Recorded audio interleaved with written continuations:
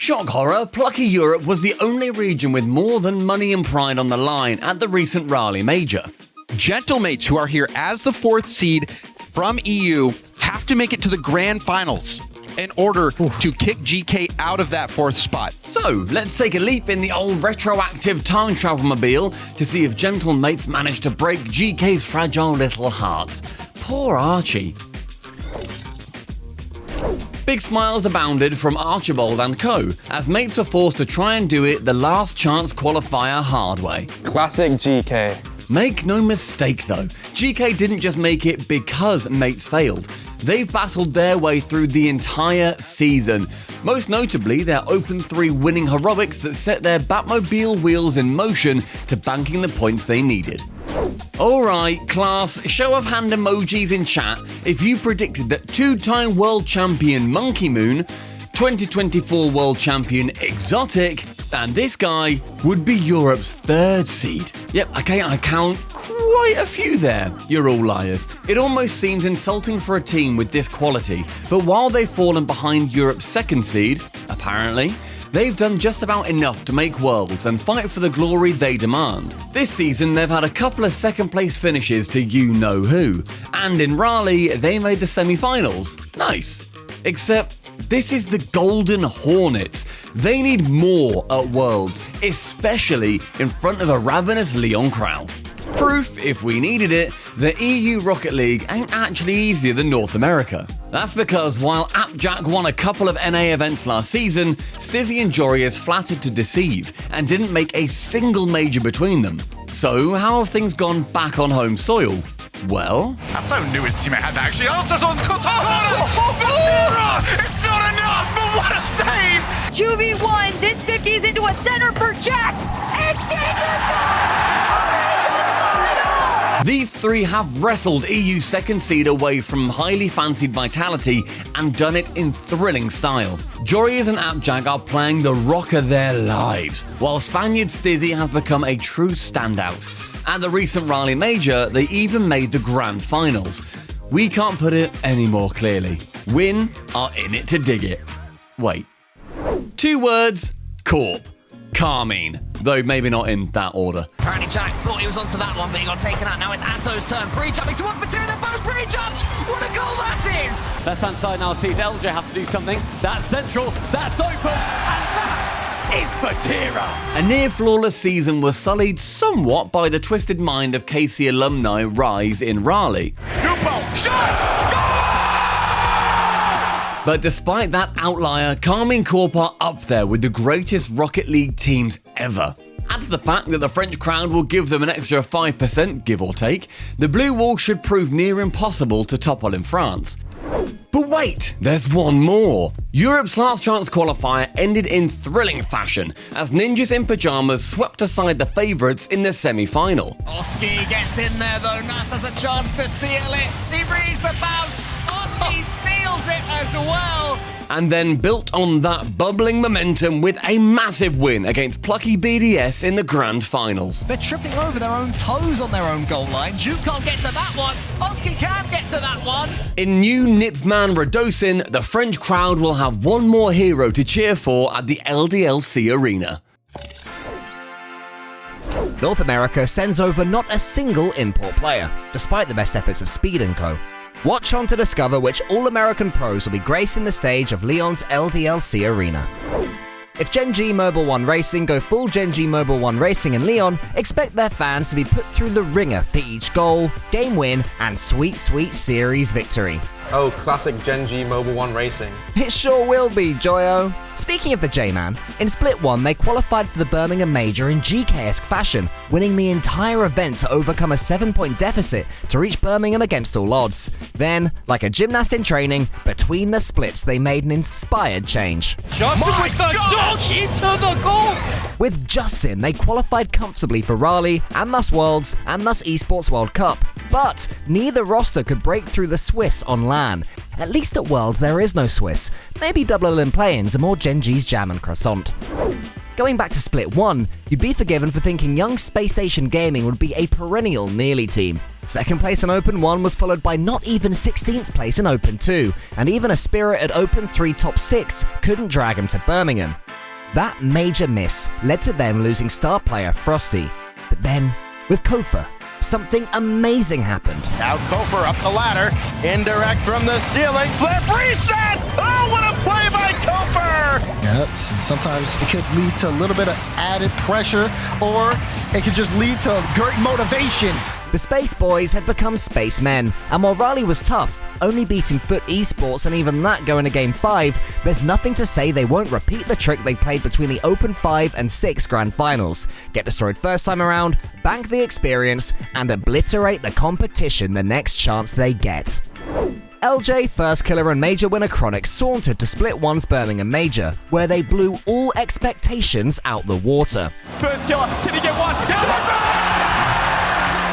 Warning signs blared in Split 2 though, when a top 6 Open 4 finish preceded an Open 5 top 8. Yeesh. A trademark First Killer Grand Finals appearance in Open 6 brought them back to form, before they built on that momentum in Raleigh. Chronic's going through and they are in! For the first 2 series at least. KV1 to the backboard, leaves it for Mono! Ultimates remain an incredibly dangerous multi-time NRG toppling team. In Leon, their fans will hope for one thing.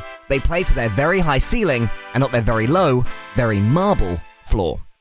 Once again, America's best are Daniel, Beast Mode, Atomic, and Coach Sathyu. Take that, people who say there's no roster consistency in Rocket League. Well, they haven't quite managed to repeat their 2024 trick of reaching every single grand final a season has to offer, which is still insane by the way. They've still come pretty close, winning 4 NA Opens out of 6. If we were forced to add a caveat, it would be they only made the semi-finals in both Birmingham and Raleigh. But that doesn't change the fact these guys are serial winners. They're major champions. They're coming into this 38 points ahead of second NA seed, the Ultimates, and they're really rather good at hitting the big round thing in the goal hole. But wait, there's more. North America had its own last chance qualifier, where Rebellion banished their demons and finally played like the team we always knew they could be. Now pass from the middle. Perfect pass! Everybody's jealous! In the Winner Makes Worlds Grand Final, the boys put up a decent fight, but Rettles, Wavy, and Two Piece had too much quality in the end, and they'll join their fellow Americans in Leon. Rumour has it, teams outside Europe and North America now have a pretty decent chance of winning RLCS events. TRK, backwards! Team Falcons win! See? So where better to start in our Rest of the World qualification tour than with MENA? Yeah, Falcons won 5 of the 6 MENA Opens, but we're used to that. What we're not yet used to is moments like this. Don't want to be caught like a goldfish in the bowl. Oh, but you're drowning in Roa! Ruas, TRK, and Raleigh MVP killers go to Leon with something they've never had before, a crown to defend. You'd have to be a braver man than me to put your live streaming video platform channel points against them in any given series.